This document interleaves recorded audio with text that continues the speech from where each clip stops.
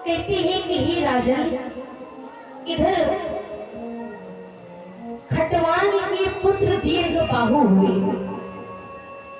खटवांग के पुत्र दीर्घबाहु हुए और दीर्घबाहु के पुत्र यशस्वी हुए और यशस्वी के पुत्र रघु हुए और रघु के पुत्र अज हुए और अज के पुत्र दशरथ हुए।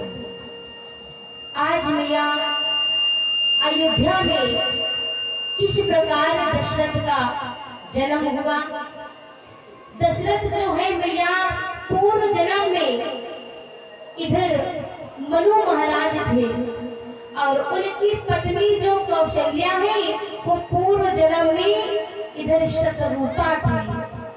दोनों ने बड़ा कठोर तप किया था निर्विचार में और समय आने पर आज मैया इधर अयोध्या में वही मनु महाराज राजा दशरथ बन के जन्मे हैं और जो मैया पूर्व जन्म में शतरूपा थी वो इस त्रेता युग में कौशल्या मैया बन करके अयोध्या में जन्म लिया। कि भूतल पर बढ़ने लगा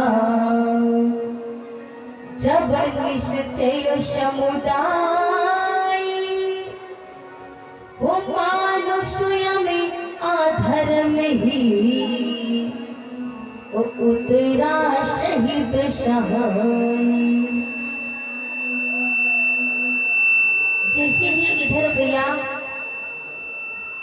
राजा दशरथ का अवतार हुआ और उधर जो भैया रावण है बड़ा पाप करने लगा, साधु संतों को सताने लगा और जितनी भी साधु संत होते थे उनको मैया ऐसा मारता था कि जितना मारे वैसे ही कारागार में डाल देता था। इतना उत्पाती आज मैया रावण हुआ।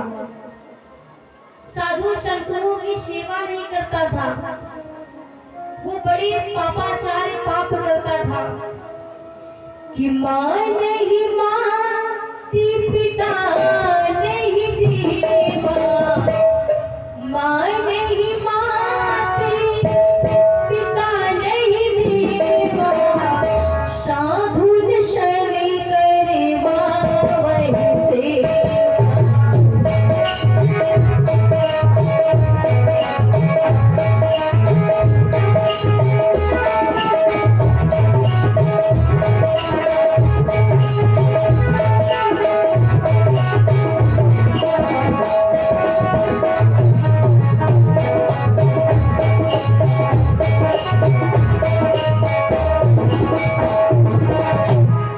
इस प्रकार भैया जैसे वो रावण इतना पापी था कि उसको चाहिए कि सब लोगों को ज्ञान का उपदेश दे, लेकिन रावण साधु संतों को सताने लगा, बड़े पाप करने लगा और जो व्यक्ति रावण का कहना नहीं मानता था तो मैया रावण उनको कारागार में डाल देता था। इतना उत्पाती रावण हुआ है। आज मैया धरती मैया को ये पाप देखा नहीं गया। धरती मैया ने गौ का रूप बनाया और गौ का रूप बना करके आज ब्रह्मा के पास पहुंचे। ब्रह्मा समेत सभी देवता कहाँ भगवान विष्णु के पास पहुंचे। सारे देवता कहने लगे कि भगवान कहाँ मिलेंगे। किसी ने कहा क्षीर सागर में मिलेंगे और किसी ने कहा वैकुंठ में मिलेंगे। उसी सभा में भगवान शंकर भी थे। भगवान शंकर ने कहा ना भगवान क्षीर सागर में है और ना ही भगवान उधर वैकुंठ में है। भगवान शंकर ने कहा कि हरि व्यापकी शरीवती समाना, ओ हरि व्यापकी शरीवती समाना, प्रेम से प्रकट होई मैं जाना। आज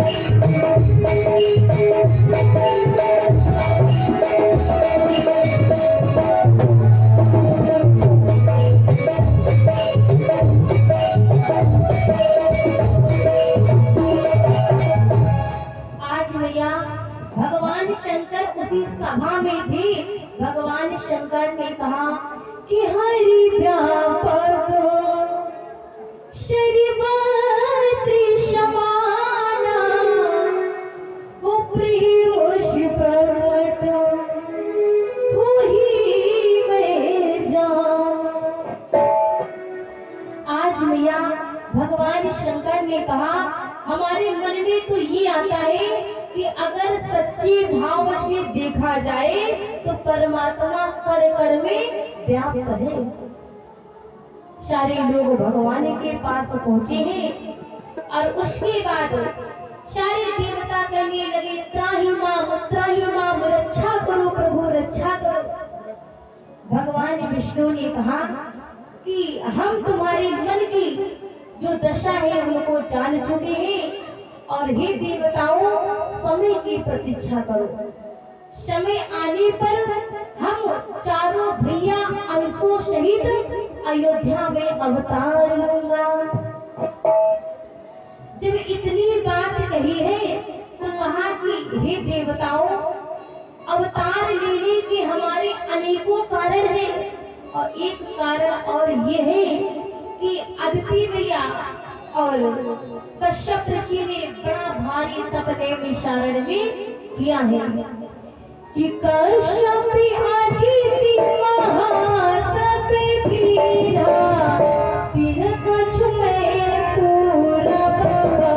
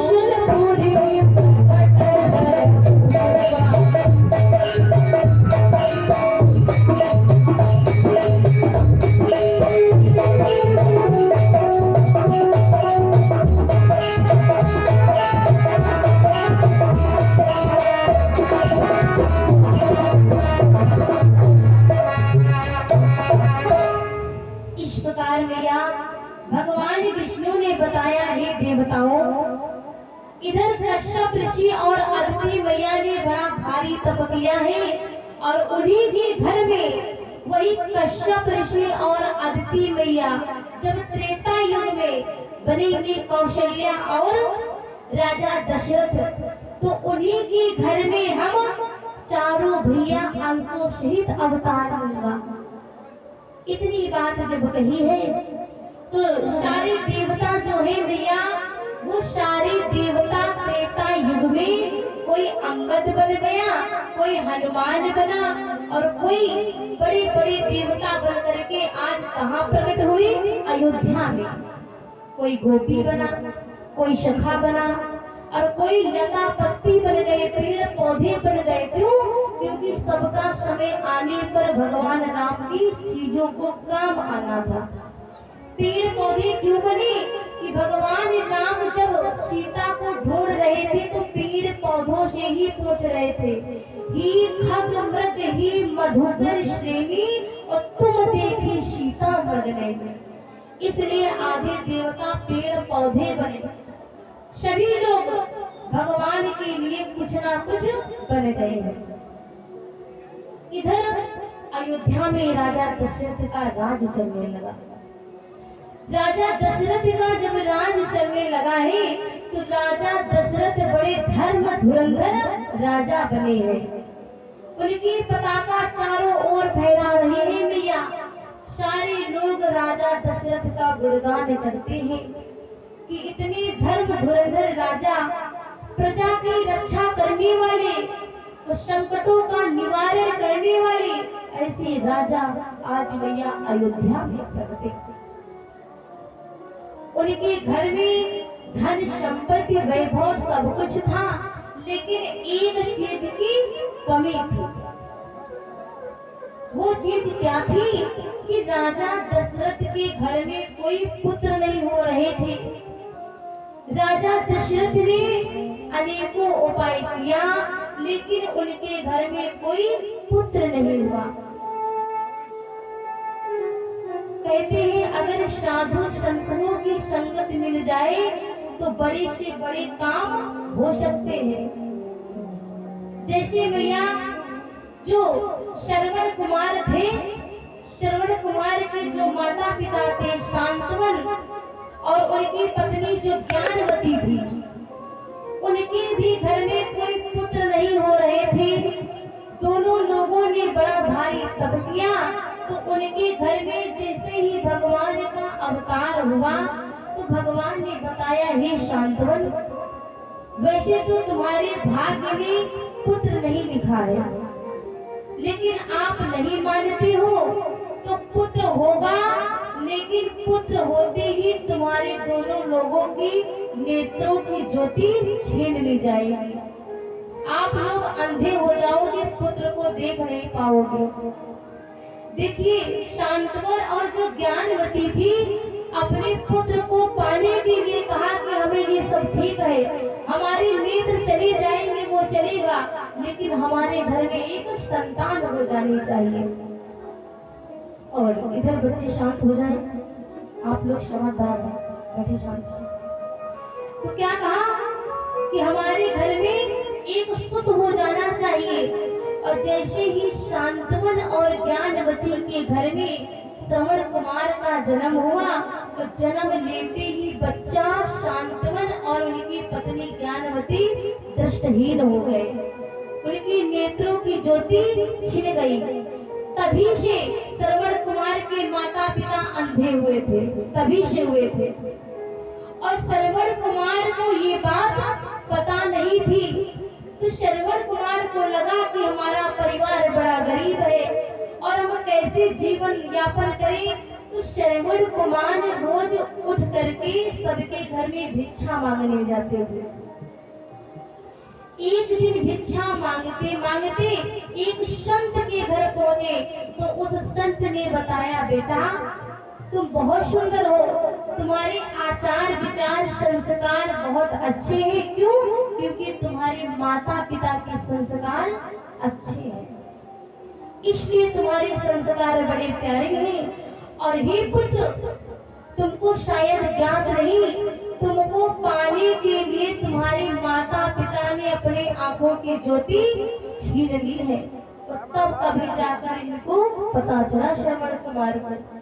श्रवण कुमार तभी से अपने माता पिता को इतना मानने लगे, और जहाँ भी इनके माता पिता कहीं वहाँ पर कांवर में बैठा करके तीर्थ यात्रा कराते थे। बोली गोविंद भगवान की, रामचंद्र भगवान की। दो बार भजन हमारे अजय भैया के द्वारा, और उसके बाद बड़ी पावन कथा को करेंगे।